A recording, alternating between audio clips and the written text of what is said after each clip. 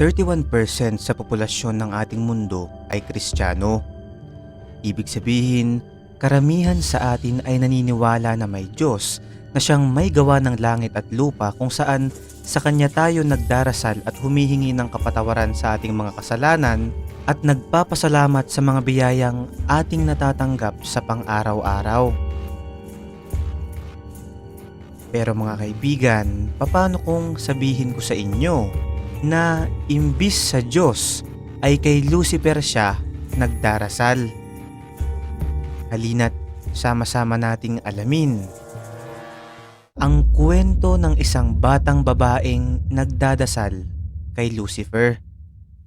Totoo kaya ito o isa lamang hiwaga? Mga kaibigan, noong taong 2005 sa maliit na bayan ng Tijuana sa Mexico, may isang inosente at napakagalang na bata ang namumuhay ng mapayapa kasama ng kanyang mga magulang. Kagaya ng ibang normal na pamilya, sila ay nakakakain ng sapat sa pang-araw-araw kaya naman hindi sila nakakalimot magpasalamat sa Diyos at magdasal. Isang gabi bago matulog ay narinig nila ang kanilang anak na nagdarasal at ang mga salitang binibigkas nito ay talaga nga namang ikinagulat nung mag-asawa. Sinabi nung anak nila na, "Ingatan niyo po ang aking ama at ina at patuloy niyo silang gabayan at ilayo sa kapahamakan. Ingatan at gabayan niyo rin po si Lucifer dahil alam kong walang nagdarasal para sa kanya. Amen." Mga kaibigan, ang mga salitang to ay talagang ikinabahala ng kanyang mga magulang kaya naman agad-agad kinabukasan ay nagtawag sila ng pare upang maobserbahan yung bata. Pagdating nung pare ay pinuntahan agad nila yung bata dun sa kwarto kung saan naabutan na naman nila itong nagdarasal. Sinabi uli nung bata na, "Ingatan niyo po ang aking ama at ina at patuloy niyo silang gabayan at ilayo sa kapahamakan. Ingatan at gabayan niyo rin po si Lucifer dahil alam kong walang nagdarasal para sa kanya. Amen." Gaya ng ibang normal na reaksyon ay nagulat din yung pare sa kanyang mga narinig, pero sinabi niya dun sa mga magulang na wala silang dapat ikabahala dahil inosente yung bata at wala ni anong demonyo ang kumukontrol sa kanya. Sinabi nung pari na ang dapat nilang gawin ay bantayang maigi yung bata at obserbahan kung meron pa itong kakaibang ikinikilos. Lumipas ang ilang linggo mga kaibigan, sa kasamaang palad ay nagkaroon ng malubhang sakit yung bata.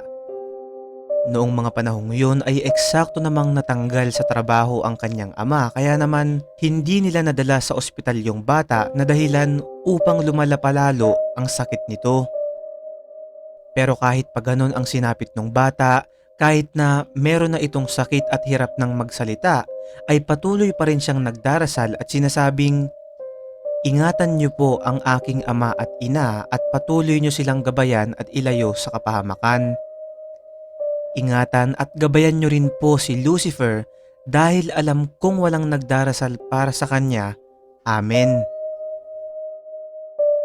Kasabay ng paglipas ng araw ang siya ring patuloy na paglala ng sakit ng bata na siyang nagdulot sa tuluyan nitong pagkamatay.